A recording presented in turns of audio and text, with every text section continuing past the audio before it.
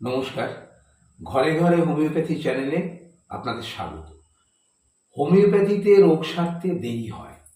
Homeopathy ওষুধ অত্যন্ত ধীরে ধীরে কাজ করে, তাই রোগের বাড়াবাড়ি অবস্থায় হোমিওপ্যাথি চলে না, এই ধারণা সাধারণ মানুষের মধ্যে বদ্ধমূল। হোমিওপ্যাথির স্রষ্টা হ্যানিম্যান 182 বছর আগে মারা গেছে। 1943 সালে 2রা জুলাই মৃত্যুর পূর্বে হ্যানিম্যান হোমিওপ্যাথির এই বদনাম সম্বন্ধে অবহিত ছিলেন। তিনি চেয়েছিলেন দ্রুততম, পৃথিবীর জন্য দ্রুততম ওষুধ। তিনি তার হোমিওপ্যাথিকে সম্পূর্ণ ত্রুটি মুক্ত দেখতে চেয়েছিলেন। তাই হোমিওপ্যাথির যে মূল গ্রন্থ অর্গানন অফ মেডিসিনকে তিনি 6বার সংশোধন করেন এবং মৃত্যুর আগে 1843 সালে অর্গাননের 6ষ্ঠ সংস্করণের পাণ্ডুলিপি তার দ্বিতীয় স্ত্রী মাদাম মেলানির হাতে তুলে দিয়ে গেছিলেন। এই 6ষ্ঠ সংস্করণে হ্যানিম্যান কিভাবে হোমিওপ্যাথি ওষুধ আরো দ্রুত কাজ করবে, কিভাবে রোগীকে দ্রুত আরোগ্য করবে, তার দিক নির্দেশ দিয়ে যান। কিন্তু হ্যানিম্যানের দ্বিতীয় স্ত্রী মাদাম মেলানি তার লোভের জন্যে হ্যানিম্যানের এই পাণ্ডুলিপি কিছুতেই হোমিওপ্যাথি চিকিৎসা জগতের হাতে দিচ্ছিলেন না। তিনি $50,000 দাবি করছিলেন। সেই সময় ডাক্তার হেল এবং বরিকের কৃতিত্ব হ্যানিম্যানের দ্বিতীয় স্ত্রী মাদাম মেলানি মারা যাওয়ার পর 1921 সালে তারাই পাণ্ডুলিপি উদ্ধার করেন এবং হোমিওপ্যাথির 6ষ্ঠ সংস্করণ অর্গাননের সূর্যের আলো দেখে প্রধানত জার্মান ভাষায় প্রকাশ করেন রিচার্ড হেল এবং ইংরেজি ভাষায় উইলিয়াম বরিক। এই 6ষ্ঠ সংস্করণে সেই লুকোনো সম্পদ আছে। হ্যানিম্যান সম্পূর্ণ ওষুধ প্রয়োগের পদ্ধতি পরিবর্তন করে দিয়ে গেলেন। কিভাবে হোমিওপ্যাথি ওষুধকে দ্রুত কাজ করাতে হয়, কিভাবে রোগী দ্রুত আরোগ্য লাভ করবে, তার দিক নির্দেশ দিয়ে গেলেন।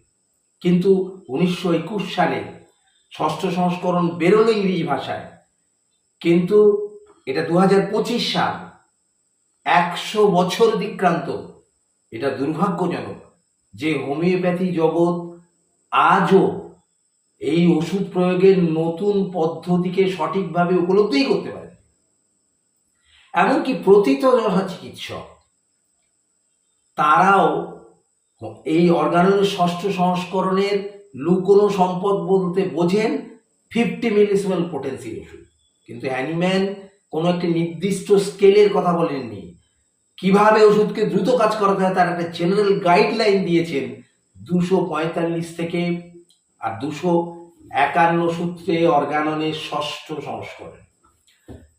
আমরা আজকের ভিডিওয়ে আলোচনা করব যে কিভাবে হোমিওপ্যাথি ওষুধকে আরো দ্রুত কাজ করানো যায়, হ্যানিম্যানের সেই নতুন নির্দেশ। এই নতুন নির্দেশ আলোচনার আগে আমি আপনাদের বলবো যে এখন অধিকাংশ চিকিৎসক হ্যানিম্যানের যে সেই দেওয়া পুরনো নিয়মে ওষুধ দেন কিভাবে, এই হচ্ছে গ্লোবিউলসে দেন তারা, আর এই প্যাকেটের মধ্যে দেখুন এই পুরিয়া করে অনেকে দেন।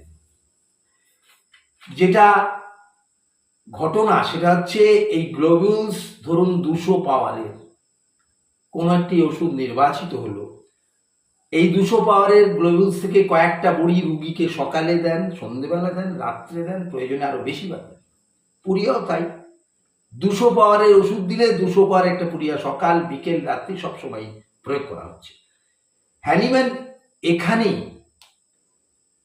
6ষ্ঠ সংস্করণে এসে বললেন যে রোগীকে বারবার একই শক্তির ওষুধ 200 পাওয়ার দিলে জীবনী শক্তি বিনা বাধায় তা গ্রহণ করে না, একটা রেজিস্ট্যান্স তৈরি হয়। হ্যানিম্যান বললেন যে প্রত্যেকবার ওষুধ দেওয়ার সময় শক্তিটাকে একটু পরিবর্তন করে দিতে হবে এবং সেটাকে একটু বাড়িয়ে দিতে হবে, তাহলে জীবনী শক্তি সেটাকে ভালোভাবে গ্রহণ করবে এবং রোগী দ্রুত আরোগ্য লাভ করবে। আমি একটু হাতে কলমে দেখাই হ্যানিম্যান কিভাবে বলেছিলেন 6ষ্ঠ সংস্করণে ওষুধ প্রয়োগ করার কথা। হ্যানিম্যান একটা 100 ml বা 60 ml এর শিশি নিতে বলেছেন।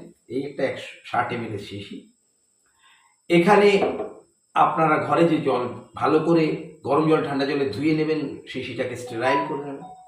তারপর 1 শিশি জল, যে জল খান সেটা ভরবেন। তারপর ধরুন যে ওষুধ নির্বাচিত হলো ব্রায়োনিয়া অ্যালবা। ব্রায়োনিয়া অ্যালবা একটা ফোঁটা এখানে যোগ করা হলো। বেশি পড়ে গেলে ম্যাক্সিমাম 2 ফোঁটা, তার বেশি নয়। 2 ফোঁটা দেবেন না যদি অসাবধানে পড়ে যায়, নাহলে 1 ফোঁটা। এটাই হ্যানিম্যানের নির্দেশ, ক্ষুদ্রতম মাত্রা। এই ছিপি বন্ধ করার পর এবার রোগীকে যদি দিনে 4 বার ওষুধ খেতে দেন ডাক্তারবাবু, তাহলে প্রত্যেকবার ওষুধ খাওয়ার ওপর আগে 1, 2, 3, 4 এইভাবে গুনে গুনে 8টা ঝাঁকি দিতে হবে। 10টা ঝাঁকিও দেওয়া যেতে পারে, 12টা ঝাঁকিও দেওয়া যেতে পারে, তবে শুরুটা 8টা ঝাঁকি দিয়ে করলেই ভালো হবে। তারপর ঝাঁকি দেওয়ার সঙ্গে সঙ্গে এই ছিপিতে 1 ছিপি অথবা 1 চামচ ওষুধ রোগীকে খাওয়াতে হবে। যতবার ওষুধ খাবেন ততবারই 8 ঝাঁকি দিতে হবে। এবং এই শিশির ওষুধ ফুরিয়ে গেলে আবার শিশি থেকে জল নিয়ে ভরতে হবে। তখনও যদি একই ওষুধ নির্দেশ করে, তাহলে ছিপিতে জল নিয়ে 1 ফোঁটা ওষুধ দিয়ে 12টা ঝাঁকি, 10টা ঝাঁকি দিতে হবে। 2টো ঝাঁকি বাড়বে। হ্যানিম্যানের নির্দেশ প্রত্যেকবার ওষুধ গলার সময় 2টো করে ঝাঁকি বাড়াতে হবে। কেন হ্যানিম্যান এটা বললেন, এটা বুঝতে হবে। কারণ এই যে আগের নিয়ম ছিল বড়িতে বা পুরিয়ায় 200 শক্তি, সকালে 200 শক্তি, বিকেলে 200 শক্তি, সন্ধ্যায়, এই যে আপনি শিশিতে 1 ফোঁটা গুললেন, হাতে যখনই 8টা ঝাঁকি মারছেন তখন শক্তি পরিবর্তন হচ্ছে।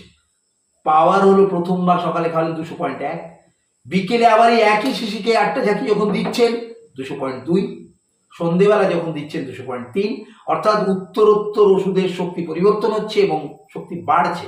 এতে জীবনী শক্তি এটা ভালোভাবে গ্রহণ করে। হ্যানিম্যানের এই নতুন ওষুধ প্রয়োগ পদ্ধতিকে এক কথায় বলা যায় শক্তি পরিবর্তন রীতিতে ওষুধ প্রয়োগ। ঠিক একই কথার প্রতিধ্বনি কিন্তু আমরা যাকে লিভিং অ্যানিম্যাল বলি, মঙ্কি কেন বলছেন। কেন তার লেজার রাইটিংসে বলছেন যে সিরিজ লাইক পোটেন্সি, অর্থাৎ 200, তারপর 1, তারপর 10 শক্তি এই হচ্ছে ক্রমশ উচ্চ শক্তি, সিরিজ লাইক পোটেন্সি। তো এই হচ্ছে হ্যানিম্যানের নতুন নির্দেশ। এই নির্দেশের ফলে ওষুধ আগে 1 বার 2 বার দিয়ে ডাক্তারকে বসে থাকতে হতো, এখন প্রয়োজনে 1 ঘন্টা অন্তর, এমনকি 15 মিনিট অন্তর ওষুধ দেওয়া যায়। এতে কোনো সাইড এফেক্ট হবে না। সুতরাং হ্যানিম্যানের মূল নির্দেশ বুঝুন, ওষুধ ক্ষুদ্রতম মাত্রায় দিতে হবে, ওষুধ জলে গুলে দিতে হবে, ওষুধ প্রত্যেকবার ঝাঁকি মেরে খাওয়াতে হবে শক্তি পরিবর্তন করে, এবং শততমিক প্রক্রিয়ার যে ওষুধ সেন্টিসিমাল স্কেল, এটাও আপনারা এইভাবেই ব্যবহার করতে পারেন। শুধু 50 মিলিসিমেল স্কেল নয়, অনেকের ধারণা শুধু 50 মিলিসিমেল স্কেল ব্যবহার করা যায়। 50 মিলিসিমেল স্কেলের ওষুধ খুব ভালো অ্যাভেলেবেল নয় আমাদের দেশে, এখনো খুব কম কোম্পানি তৈরি করে। সেই জন্য অনেকেই ভাবেন এই 6th এডিশনের যে নতুন ওষুধ প্রয়োগ পদ্ধতি সেন্টিসিমেল স্কেল এইভাবে প্রয়োগ করা যাবে না। হ্যাঁ, 230 সমস্ত ওষুধ এইভাবেই যদি প্রয়োগ করে, তাহলে রোগী দ্রুত আরোগ্যের দিকে যাবে, হোমিওপ্যাথির অপযশ হবে না, এবং রোগীর তীব্র যন্ত্রণা, তীব্র পেটের ব্যথা, তীব্র দাঁতার যন্ত্রণা, মাথার যন্ত্রণা সবেতেই দ্রুত আরাম পাবে। এই ওষুধের এই যে ভিডিও আমি আলোচনা করলাম, হ্যানিম্যান যে নতুন নির্দেশ 245 থেকে 251 সূত্রে দিয়েছেন, এ সম্পর্কে কোনো চিকিৎসক, ছাত্র, অনুরাগীর যদি কোনো প্রশ্ন থাকে তাহলে কমেন্ট বক্সে লিখবেন, আমি নিশ্চয়ই তার উত্তর দেব। আপনারা অবশ্যই ভিডিও ভালো লাগলে লাইক করবেন এবং ভিডিওটাকে শেয়ার করবেন, এবং অতি অবশ্যই সাবস্ক্রাইব করবেন, না হলে পরবর্তী ভিডিওগুলি আপনি দেখতে পারবেন না। নমস্কার।